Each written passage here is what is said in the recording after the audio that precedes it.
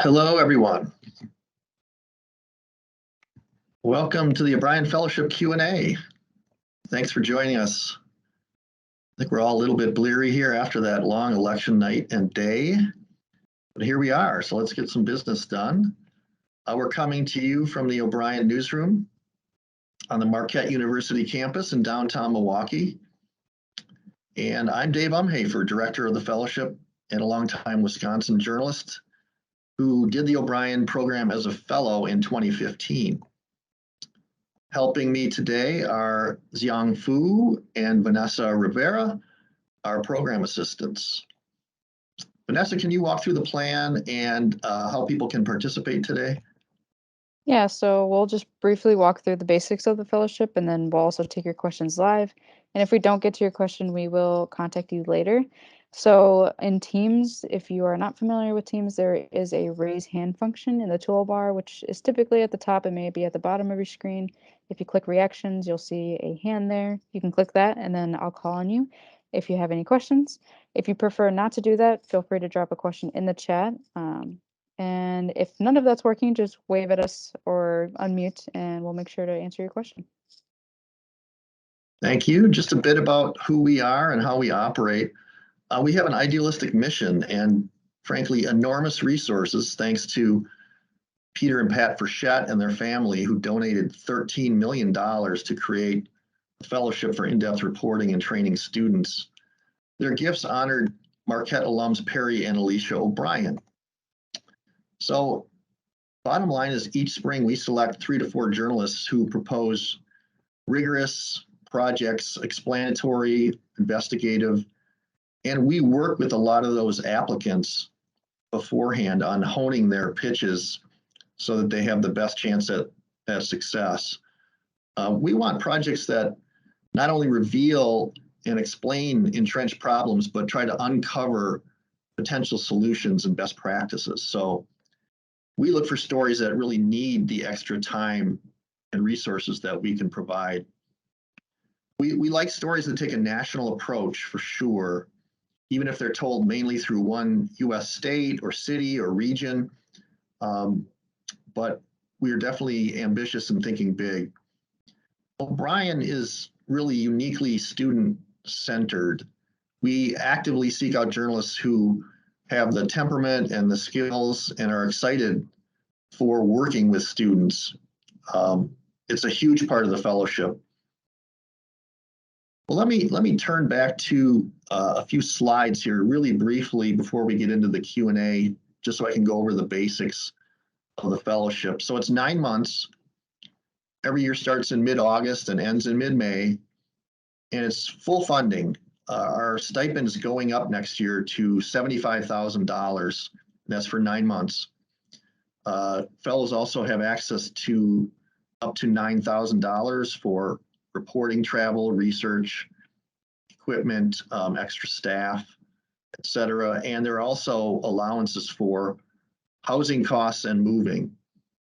As I mentioned, the students are a big part of the program. 2 to 3 interns work with each fellow on their projects. Eligibility. We are looking for reporters who are residents of the US or its territories. We have both staff employed and independent journalists. Increasingly, many of our applicants are freelance or independent journalists. We look for 5 years of reporting experience at least, and if you've done some in-depth reporting, that's a big plus as well. The big question we get is on remote versus residential applicants. So we are mainly interested in hiring fellows who will move to Milwaukee and work on campus here in their private office, in our newsroom here. But we have, since COVID, started to accept remote and kind of hybrid applications. And we've had each of the last 2 years, 1 remote fellow, and it's worked out well, where they make periodic visits to campus. So talk to me about that if you want more information on how that might work. So Our period starts December 1 for applications, and January 20th is our deadline. So pretty early compared to a lot of other fellowships. We move pretty swiftly. We do not get a zillion applications. We will get 15 to 30 applications. So we're able to move pretty quickly in identifying finalists and make those decisions usually in March. The application online is pretty rigorous, and I hope that one of our GAs can put a link in the chat to the application. Resume, project proposal, personal statement, bio, letters of recommendation, and I'm sure there will be questions on those letters that you will have. The big thing is the proposal, of course, and I'm happy to kind of kick around ideas confidentially with you on that. So let's jump to the Q&A, and I'm going to turn it back to Vanessa to kind of referee this along with Fu.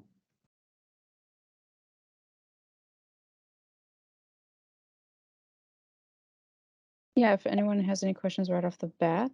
Otherwise, there are some questions that people normally have about the fellowship, and we do have a FAQ page if you are interested in that, which I can also link.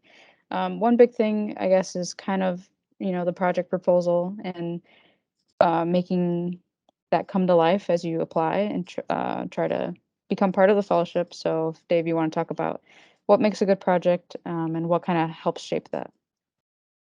Yeah, so the proposals are key. We have a selection committee made up of journalism professors, Marquette journalism graduates who are working in the field. So they really want nuts and bolts. They want to see that you've done some reporting on your idea. We look for proposals that are pretty developed in terms of you already established what you're looking for, what questions you're trying to answer, whether there might be data available, and so forth. You can go to Simon. Yeah, go ahead, Simon. Question. Hi guys, thank you for organizing this seminar. My question is about your whether there's a preference for domestic or international projects.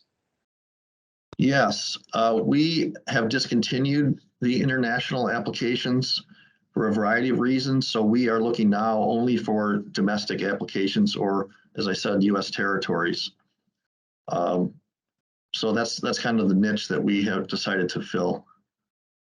Great, thank you.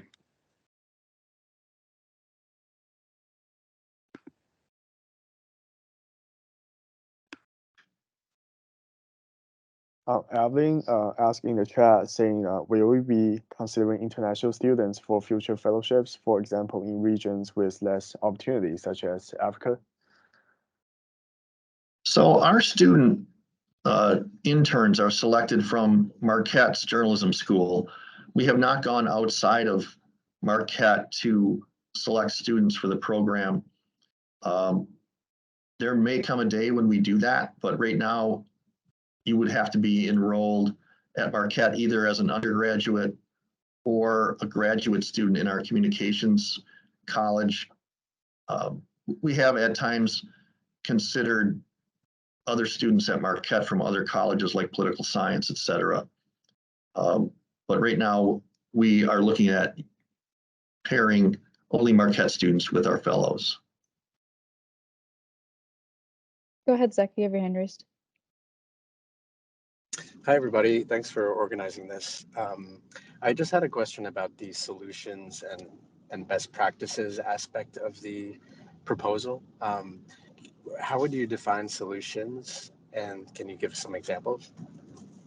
Sure.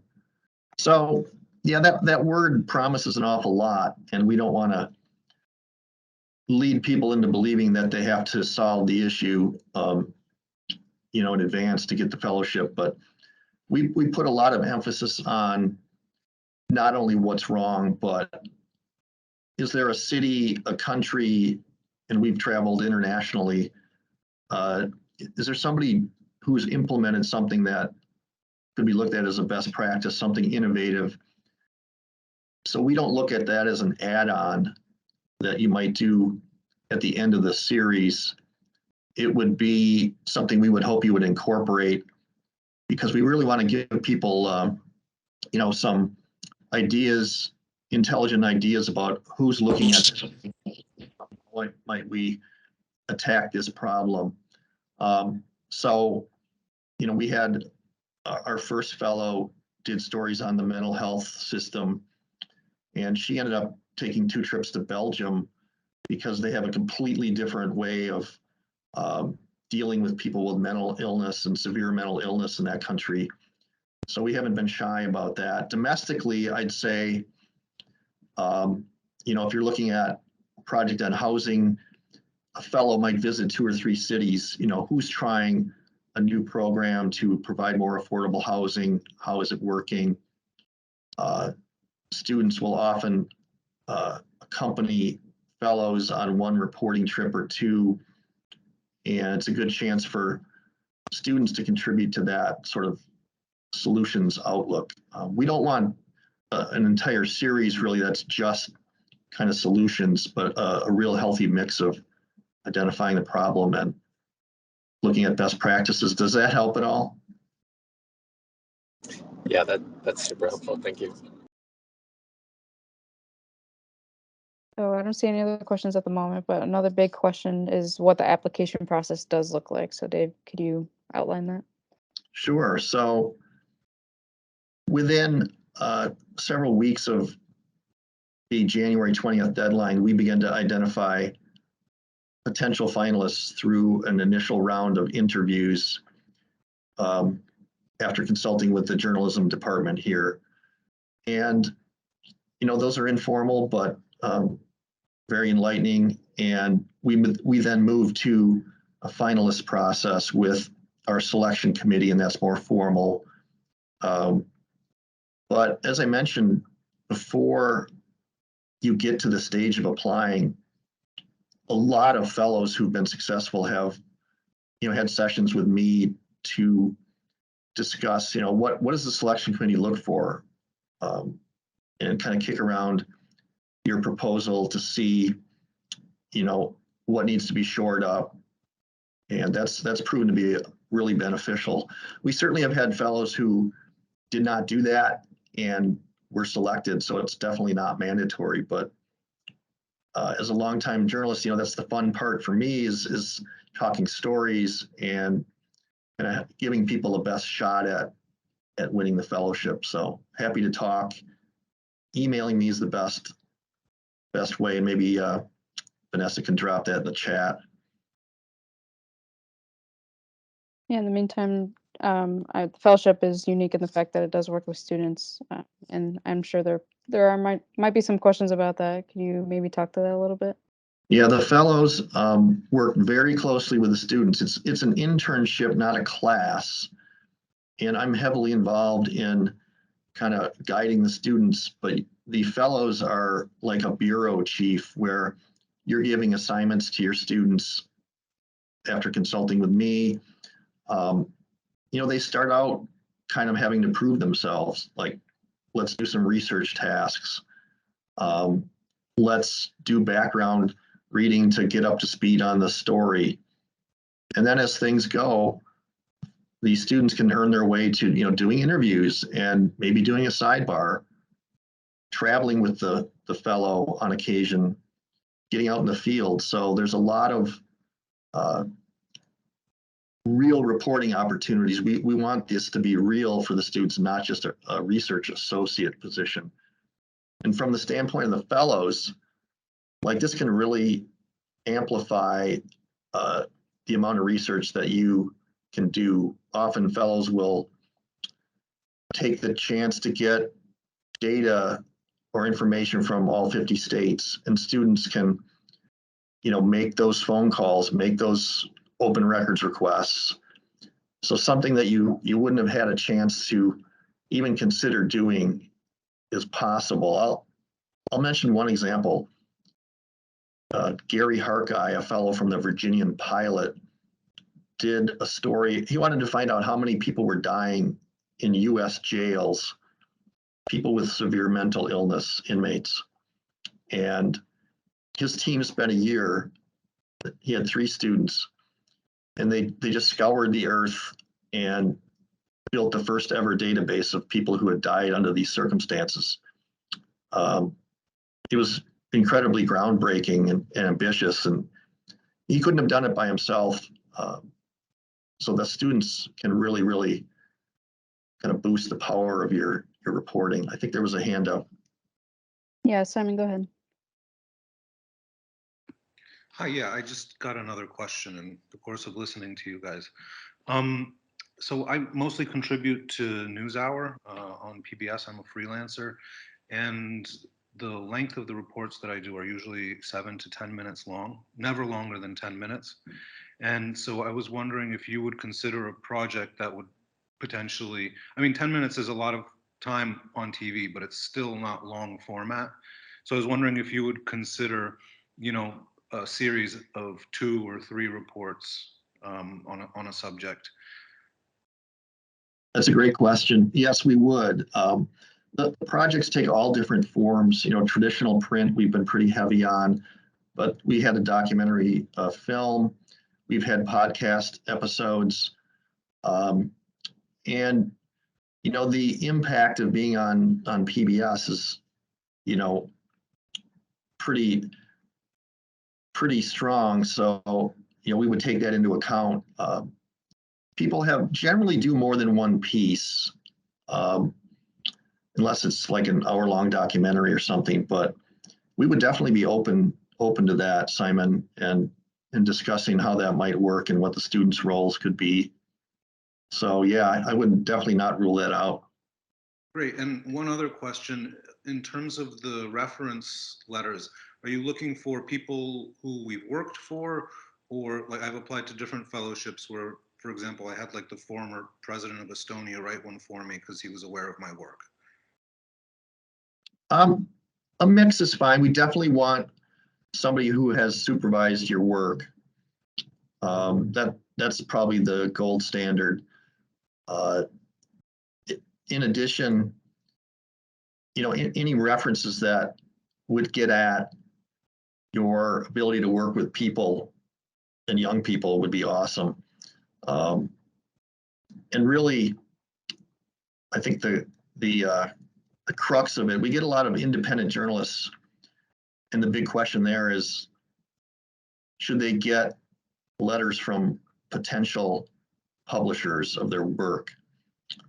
And we don't require that they get a commitment letter, because that's a little far-fetched given that the fellowship's a year, you know, 9 months, and you're applying way ahead of that. So, but we love to see a letter from somebody you've been published with who says, you know, Simon mentioned this, and, you know, we would definitely consider it because he's a great guy and we worked with him in the past. But I wouldn't use up all your rec letters on those sort of preliminary interest things, because we could also do that by phone call as well.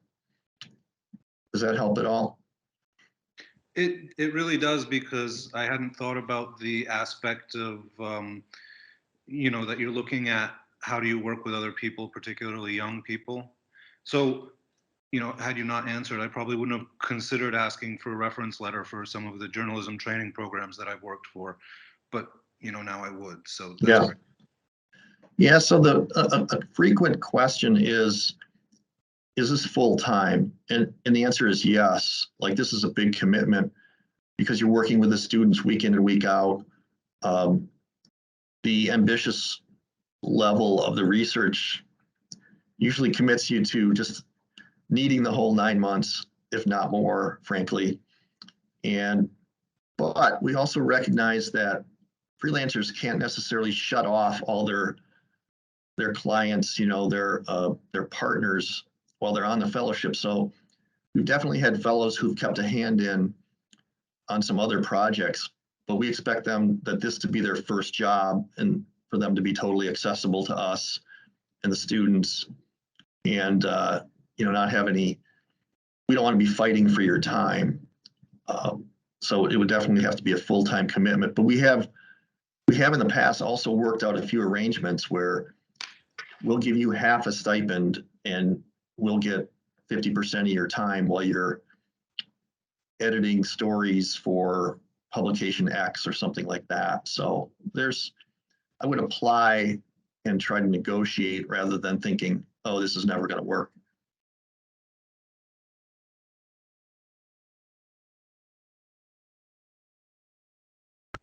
Thank you. Perfect. I don't see any other hands at the moment. So I was just gonna pose a question of if there are any like qualifications that people would need. Would they need teaching experience, master's degree, anything like that to be part of the fellowship? There's actually no academic prereqs, as we say, but we really do like to see, as I said, in-depth reporting experience. And also, you know, a lot of things could qualify as having worked with young journalists. It could be mentoring, you know, at your media outlet. It could be, you know, volunteering at conferences to, you know, assist people with their career stuff. Could be just informal work that you've done with a reporter in your newsroom. Could be teaching. You know, it could be that you were a TA. Frankly, you know, any of those experiences, summer camp counselor, you know, it all tells us something. Especially if you do that once and then you come back and do it again. If you do it once and run screaming, then maybe that doesn't matter. But yeah, we look for people who really enjoy that, and not everybody has experience at it when they get the fellowship. I want to be candid about that, but you definitely got to be open-minded about it and really be realistic that it's going to be it's the job really. And most fellows end up really loving that part of it. They get to know the students. They have a connection forever with them. And it's pretty satisfying to see people develop over the fellowship, students' skills and confidence. And it's an amazing part of the experience. And just to go off of that, can you talk about the students that they would be working with? Sure, yeah. So we get seniors and grad students, and we have a competitive selection process for that. We try to match up fellows' needs. Like if you know you're going to have data needs, we'll try to find students who are willing and able to help with that. You know, we have had fellows doing audio stuff, and for instance, Fu is working for one of our current fellows, Lee Hawkins, on a podcast, and Fu has had experience of his own doing podcasts. So we'll try to make those matches and have students, you know, really not only feel like they're going to get some skill that they want, but that they're helping the fellow with a particular thing. So that's all kind of part of the matchmaking process with students. Looks like we've got a couple questions. Go ahead, Paul.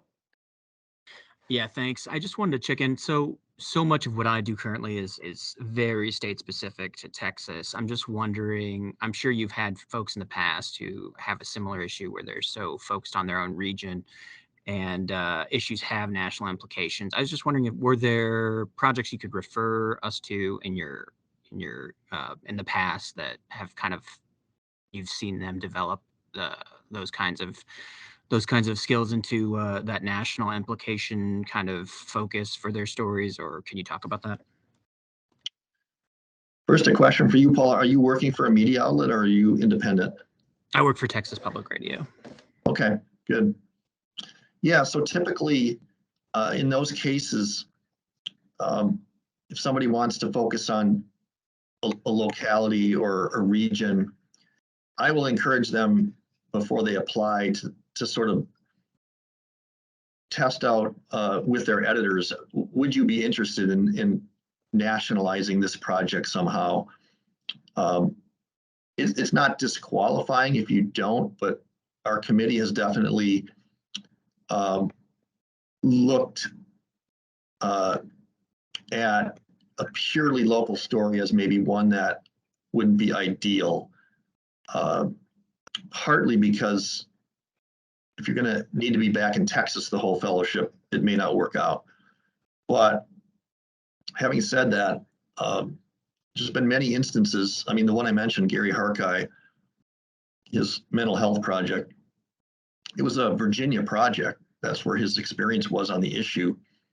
And a lot of his reporting and examples came from Virginia.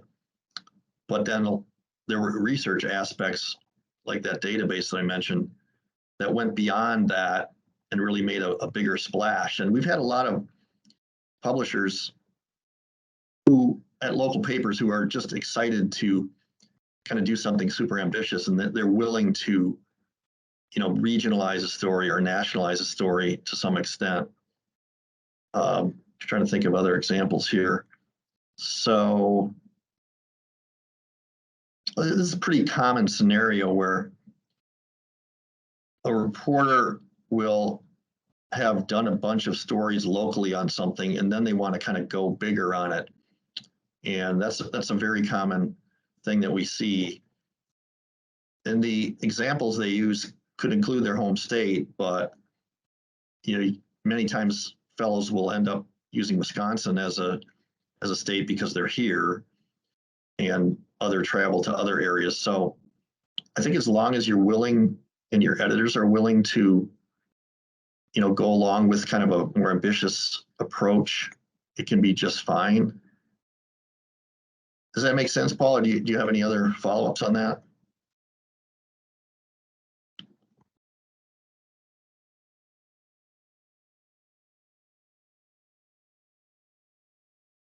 Yeah. Sorry, I thought I was unmuting myself. I was just raising my hand. Yeah, you got it. Thanks.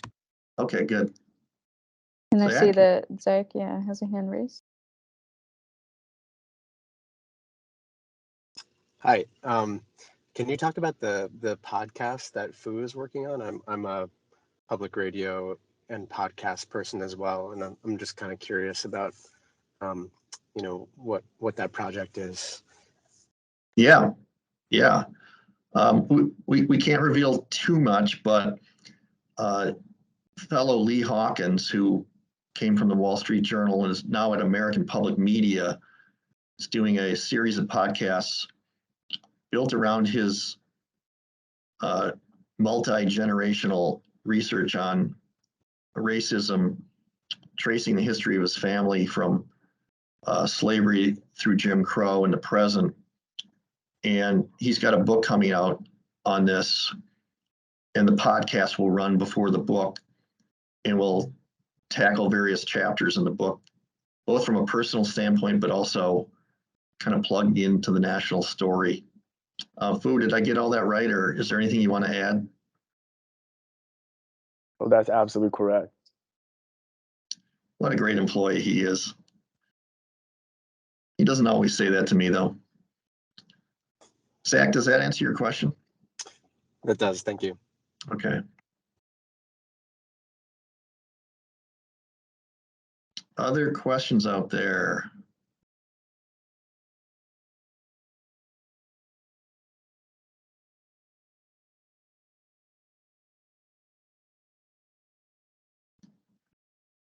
Chat is open too, if you want to drop something in there.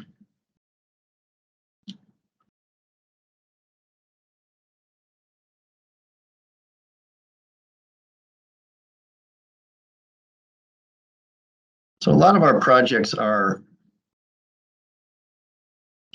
looking at big institutions and trying to hold them accountable. You know, the National Guard, Caitlin Farrell did, man, just an incredible job of looking at their problem they have with sexual harassment and abuse of Guard members and untangling all that. Criminal justice system, railroads and how they block certain safety measures. We're kind of looking at, you know, how marginalized people can be affected. Maria Perez won a Polk Award for her O'Brien stories on workers in Florida who were undocumented but knowingly hired by construction companies and then deported and reported to the police after they were injured on the job. So we were always looking for stories that are both analytical, but also have a strong public service component in terms of standing up for the little people out there and people who are victims. So we definitely analyze proposals according to that sort of who are we holding accountable here and how can we do it?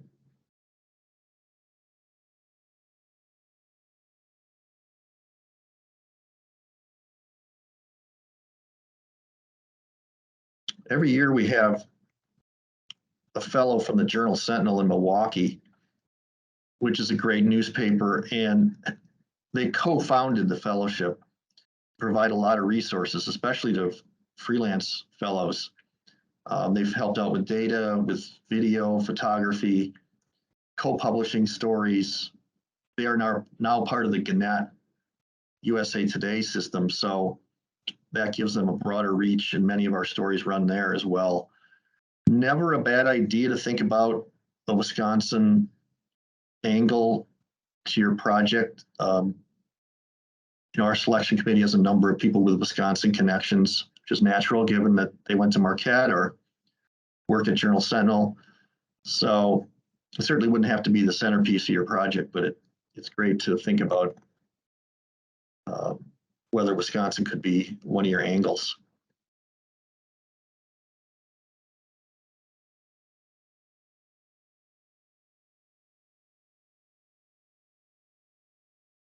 Any other questions for us here? I see Fu is posting a video with Lee Hawkins where he very powerfully talks about his project on racism.